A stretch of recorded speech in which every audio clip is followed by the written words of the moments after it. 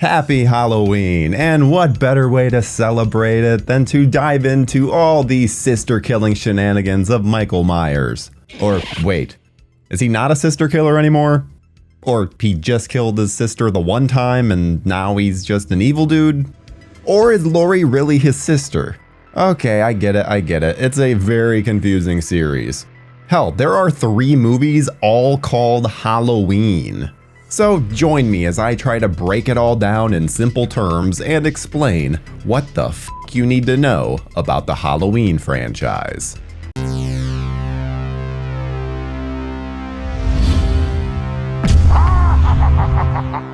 Before we can get into the Myers character, we need to look at where all of this came from. After Carpenter had success with Assault on Precinct 13, producer Mustafa Akkad sought him out to make a horror movie about a psychotic killer who stalked babysitters. Carpenter drafted the story with his girlfriend Deborah Hill and called it The Babysitter Murders. They wrote the screenplay in approximately 10 days, with Hill contributing to most of the female characters' dialogue. The name Michael Myers was actually a tribute to the man that distributed Assault on Precinct 13. The entire concept behind Myers is that he's pure evil and absolutely unkillable. And when it comes to the mask, I'm sure you've all heard the story. They modified an old William Shatner mask and painted it white, giving it that iconic ghostly look. The contrast against the blackness of night make him a cinematographer's wet dream. And for those unaware, the origins of Michael Myers are an absolute classic. On Halloween night back in 1963, a 6-year-old Michael Myers murdered his sister Judith with a knife and is admitted into Smith's Grove Sanitarium. He breaks out and goes on a rampage, trying to reach his other sister, Laurie. Or, well, I guess we could go into the Rob Zombie version where a 10-year-old version of Michael is abusing animals and getting verbally abused by his entire family. Oh, and his mom is a stripper with a crappy boyfriend. Because cliches are back on the menu.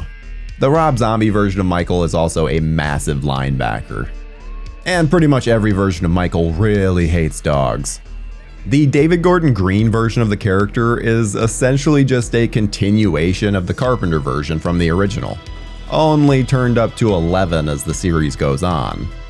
Michael has been portrayed by many different performers over the years. Nick Castle originated the role, although Tony Moran played him when he was unmasked. Then we had Dick Warlock, George P. Wilbur, Don Shanks, Chris Durand, and Brad Lorre. Then for the zombie films, Daeg Faerch played young Michael, while Tyler Mane played the much larger version of the character.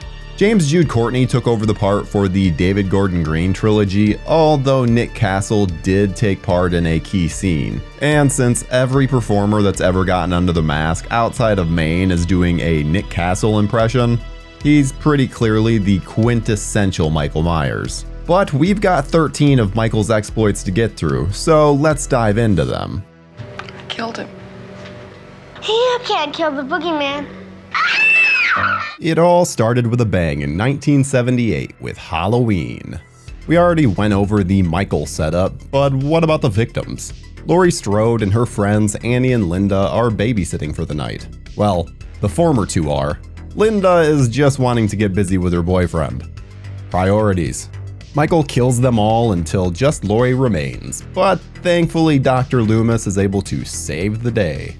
But for how long?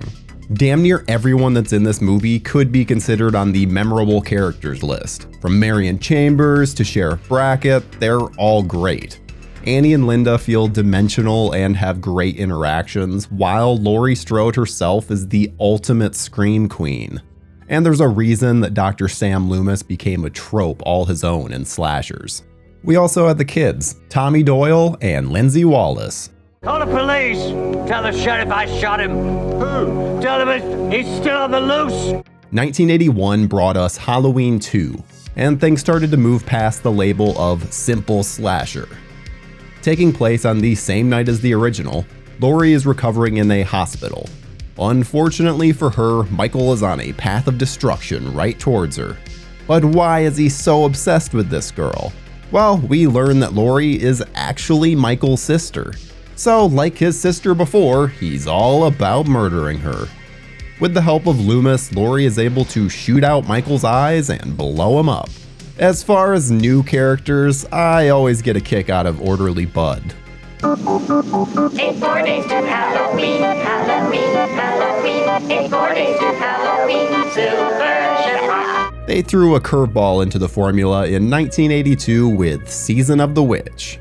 This saw Michael Myers being entirely absent from the film, and instead we focus on a plot to kill children across the United States. No, really, that's what this movie's about. There's an evil warlock who sets up a Halloween mask-making factory and sends these 3 masks across the country. When this specific advertisement plays, the masks do their magic and melt the kids' faces off. Jesus. As far as memorable characters, we've got Tom Atkins. Is there really any more that needs to be said? You're talking about him as if he were a human being. That part of him died years ago. The series took a little bit of a break until 1988 when Halloween 4: The Return of Michael Myers released to theaters. This saw Laurie passed away in a car accident, and Michael now hunting down her daughter Jamie, who is in a foster home. Jamie's foster sister Rachel is the ultimate big sister and looks after her. When Michael escapes and targets Jamie, Rachel is the one that is protecting her. Eventually it ends in a showdown where Michael is shot an absurd amount of times by a group of cops and rednecks. Then there's even a fun little tease at the end of Michael's powers transferring to his niece Jamie. Rachel is one of the better final girls, and Jamie does a wonderful job of continuing the saga in an intriguing way. Let's play a game. Catch the little girl. Just 1 year later, Halloween 5: The Revenge of Michael Myers started to make things weird. Jamie is now psychic and still being hunted by her Uncle Michael, who escaped his demise at the end of the last movie by getting revived by an old hermit. He's yet again hunting down Jamie, only this time he makes sure to take out her protection in Rachel. It goes about how you would expect, with Loomis handling business and killing Michael. Just kidding. They use a net and arrest him. No, I'm not kidding. Thank God for this mysterious man in black who shows up with a fucking machine gun to break Michael out of jail. I guess you could add Tina to this list, but she's not memorable in the best of ways. What makes you think he'll come back here? This house is sacred to him. He has all his memories here. His rage! Dimension Films picked up the rights to the series and released The Curse of Michael Myers in 1995.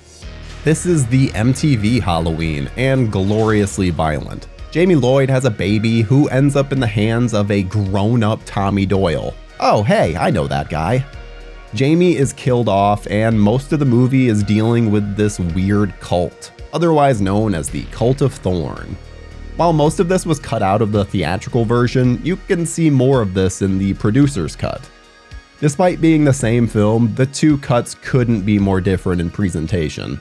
So if you want a cult story, go with the producer's cut, but if you just want a simple slasher, stick with the theatrical.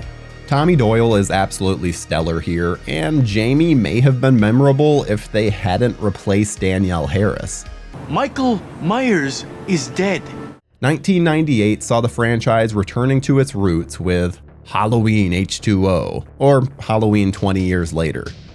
Laurie Strode returns and is the principal at a private school in California. We're just gonna ignore the fact that this kind of means that Laurie faked her death and abandoned her daughter Jamie in the process. Laurie has some serious PTSD that her son John gives her shit for. But she proves to be right because Michael hunts her down yet again and tries to kill her and John. Thankfully, Laurie gets the best of him and seemingly even decapitates him. Laurie is, of course, fantastic, and I may catch shit for this, but I quite enjoyed Ronnie. He provides for some really fun moments. I'll see you in hell. 2002 brought Michael into the digital era with Halloween Resurrection. They completely go back on the ending of the first film, which is whatever and kind of expected. The opening closes off the Laurie Strode saga by murdering her in unceremonious fashion. Then we move to the real story. Busta Rhymes is some producer trying to do a reality show set in the old Myers house. Things, of course, go awry when Michael shows up and starts murdering the contestants during the stream. And we're treated to this all-time line. Trick or treat, motherfucker. And since memorable has a positive connotation, I can't really include anyone from this film here. Afraid you can't go home. Why? Because you've done terrible things. 2007 brought us Rob Zombie's Halloween, which would remake the first film, but also break the golden rule of explaining the killer's origins. Rather than a completely normal kid that just snapped, this version of Michael tortures animals and is an absolute weirdo. He murders more than just his sister this time around, and definitely eats his Wheaties, because he grows up to look like this. We get to see Michael's full breakout before the film settles into full-blown remake territory. Only Laurie goes from a shy girl to whatever this is. Laurie! I'm sorry. There's even a cool moment at the end where Laurie shoots Michael's head off. Talk about an ending. Malcolm McDowell's Sam Loomis is absolutely phenomenal and one of the main reasons I tell people that they need to see this movie. Everyone else is pretty forgettable, though Tyler Mane does a good job as a vicious linebacker version of Michael. I'm Michael Myers' sister! I'm so fucked! Rob Zombie gave us his follow-up in 2009, aptly titled Halloween 2. This mostly follows Laurie as she's dealing with some pretty serious PTSD.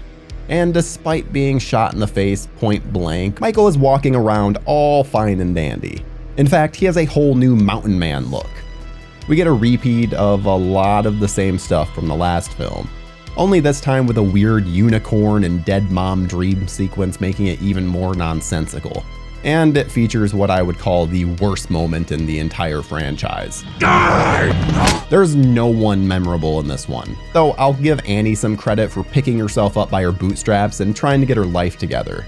And the fact that she miraculously survived the last film only to be brutally slaughtered here, yeesh. He waited for this night. He's waited for me. I've waited for him. Finally, after a decade of dormancy, the series came back in a big way, with Jamie Lee Curtis reprising her role as Laurie Strode for Halloween 2018. This ignored all the sequels we just talked about and just treats the original film as canon, and would be the start of a whole new trilogy of sorts.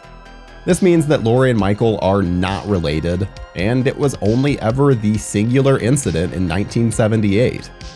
In a lot of ways, this follows a similar structure to the first film, with Michael escaping from an asylum and wreaking havoc on Haddonfield. But the ending goes full Home Alone and we get quite the showdown between Laurie and Michael, which seemingly ends with Michael going down for good. While Laurie is incredible as always, we also have her daughter Karen and granddaughter Allison. Officer Hawkins also shows up as the most important authority figure since Loomis from the original.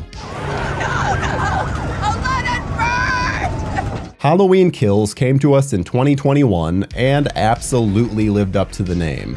Taking place on the same night as 2018, we follow Michael's rampage as he makes it out of the fire and continues his massacre across Haddonfield. Unfortunately, Laurie is mostly confined to a hospital bed for most of the film, but it gives some of the other characters, like Karen, a chance to shine. There's a dumb subplot. Evil dies tonight! But mostly the movie is just a fun slasher. The ending, where Michael kills about a dozen people, including Karen, is easily the highest body count he's had in such a short span of time. We had all the returning greats from the last film, but we also got the wonderful inclusion of Big John and Little John. Plus, I know some people got a kick out of Anthony Michael Hall's version of Tommy Doyle, even if I didn't. You're just a man who's about to stop breathing. And just this year, we received the end of the current franchise with Halloween Ends. While advertised as the final showdown between Michael and Laurie, we got that for all of 10 minutes. Instead, the movie focuses on Corey Cunningham, a down-on-his-luck 20-something from Haddonfield who tries to take on the mantle of the Shape. It does not go well, and we're treated to a Halloween movie that featured Michael for all of 5 minutes. Enjoy. Again, no one is memorable here. You know, it's Halloween. I guess everyone's entitled to one good scare, huh? It's Halloween. Everyone's entitled to one good scare. Okay, we've gone through all the movies. Now let's see which are going to be worth your time, what you can keep on in the background while doing other stuff, and what you need to avoid like the plague. Let's do this. As far as essential viewing, it shouldn't surprise you that the original Halloween is right at the top of the list. If you haven't seen this film, you're missing out on one of the greatest horror films of all time. Then Halloween 4 further solidified Michael as one of the best slashers out there. Halloween H2O deserves a spot up here for bringing Laurie and Michael face to face again. And hell, the same can be said for Halloween 2018, which is a wonderful continuation of the Laurie Strode saga. This lineup really gives you a taste for all eras of Halloween.